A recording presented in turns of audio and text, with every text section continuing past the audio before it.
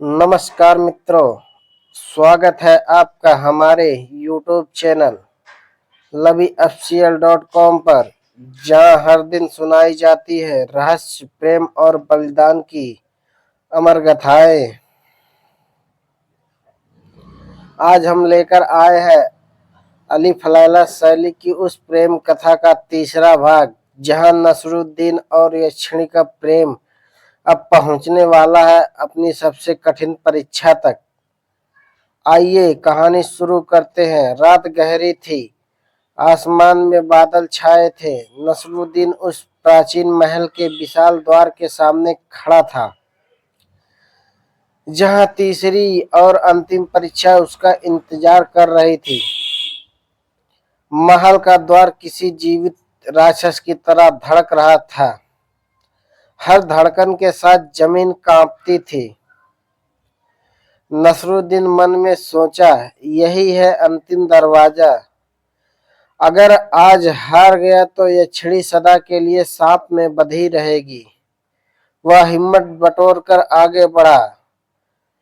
द्वार अपने आप खुल गया, जैसे किसी ने उसे बुलाया हो। अंदर प्रवेश करते ही चारों तरफ घना धुआं, सन्नाटा और ठंडी हवाएं बह रही थी, जैसे सदियों से किसी ने इस जगह में कदम ना रखा हो। अचानक दीवारों से एक भारी गूंजती हुई आवाज आई, नसरुद्दीन, स्वागत है तुम्हारा मेरी दुनिया में। वह आवाज किसी साधारण जीव की नहीं थी। वह थी जुल्मा की, वह मायावी दानव जिसने यक्षिणी को शापित किया था। नसरुद्दीन ने तलवार खींच ली। उसकी आंखों में कोई डर नहीं, सिर्फ यक्षिणी के लिए प्रेम और दृढ़ता थी। अचानक छत फट गई। आग की लपटों में घिरा एक विशाल दानव नीचे उतरा। उसकी 3 आंखें थी, तीसरी धुएं से बना हुआ था। हर कदम पर जमीन फट जाती थी। जुल्मा गरजते हुए बोला, तो तुम वही हो जिसने मेरी 2 परीक्षाएं पार कर ली, लेकिन तीसरी परीक्षा में तुम्हारा शरीर भी बचेगा नहीं। नसरुद्दीन दृढ़ स्वर में बोला, मैं ना यक्षिणी के लिए डरूंगा, ना तुझ जैसे अत्याचारी से झुकूंगा। जुल्मा ने हाथ घुमाया और बिजली की तरह एक लपट नसरुद्दीन की ओर चलाई, लेकिन नसरुद्दीन झपटा और बच गया। अब शुरू हुआ एक भयानक युद्ध। जुल्मा आग और अंधकार से हमला कर रहा था और नसरुद्दीन अपनी वीरता, तलवार और दिमाग से हर वार को रोक रहा था। हर बार जब जुल्मा हमला करता, यक्षिणी की आवाज किसी दूर गुफा से गूंजती, नसरुद्दीन, हारना मत, मैं तेरे साथ हूं। उसकी आवाज नसरुद्दीन के लिए शक्ति बन जा रही थी। यक्षिणी के सांप का सच। युद्ध के बीच जुल्मा ने एक जोरदार हंसी छोड़ी। तुम जानते भी हो नसरुद्दीन, जिस यक्षिणी को बचाने चले आए हो, उसी ने कभी मेरे प्रेम को ठुकराया था। नसरुद्दीन चौंक गया। जुल्मा गरज कर बोला, सदियों पहले यक्षिणी ने मुझे अस्वीकार किया और कहा, प्रेम जबरदस्ती नहीं होता।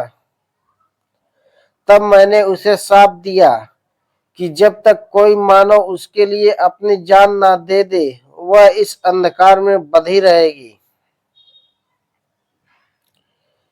यक्षिणी की आवाज कांपी, हाँ नसरुद्दीन, यही सत्य है। मैंने कभी अन्याय के आगे झुकना नहीं सीखा, लेकिन अब यह शाप तोड़ने की शक्ति सिर्फ तुम्हारे प्रेम में है। नसरुद्दीन की आंखों में आंसू थे, लेकिन साथ ही अटूट निश्चय। जुल्मा ने एक विशाल अग्नि का गोला बनाया। आओ नसरुद्दीन, अगर सच में प्रेम है तो इस अग्नि में कूद जाओ। यही तीसरी और अंतिम परीक्षा है।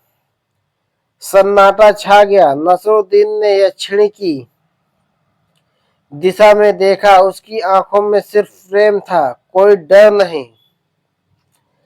नसरुद्दीन धीरे से बोला, प्रेम डरता नहीं, सोचता नहीं, बस समर्पित हो जाता है। वह आगे बढ़ा और बिना झिझक उस अग्नि में कूद गया। जुल्मा जोर से हंसने लगा। अब देखो कैसे एक मानव राख बनता है। लेकिन तभी आग बुझने लगी और आग से एक तेज प्रकाश निकला। उस प्रकाश में नसरुद्दीन खड़ा था, संपूर्ण अडिग। उसके चारों ओर एक दिव्य आभा थी। जुल्मा चीख पड़ा, नहीं। यक्षिणी की जंजीरें अपने आप टूटने लगी। उसका शरीर प्रकाश में बदल गया। सांप की परतें हवा में विलीन हो गई। यक्षिणी नसरुद्दीन के पास आई। उसकी आंखों में आंसू थे।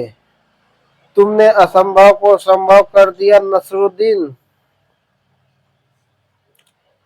दोनों ने एक दूसरे के हाथ थामे। आसमान में बादल छट गए। चांदनी फैली। महल का अंधकार प्रकाश में बदल गया। जुल्मा अंत में राख बनकर मिट गया। उसका युग समाप्त हो गया। नसरुद्दीन और यक्षिणी साथ में उस महल से बाहर निकले। गांव वाले उनके स्वागत में दीप जलाए खड़े थे। और इस प्रकार एक मानव का प्रेम, एक यक्षिणी का सत्य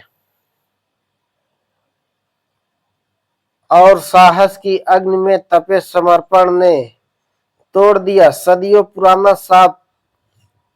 यह कहानी बताती है कि प्रेम कोई बंधन नहीं, वह मुक्ति है। लेकिन कहानी यहीं समाप्त नहीं हुई। प्रेम की राह अब भी एक अंतिम मोड़ बाकी है। मिलते हैं अगले भाग में उपसंहार के साथ। धन्यवाद मित्रों। यह कहानी कैसी लगी अपनी राय कमेंट बॉक्स में जरूर दें। फिर मिलते हैं अगली कहानी के साथ, जहां हम प्रतिदिन लेकर आते हैं एक से एक कहानियां।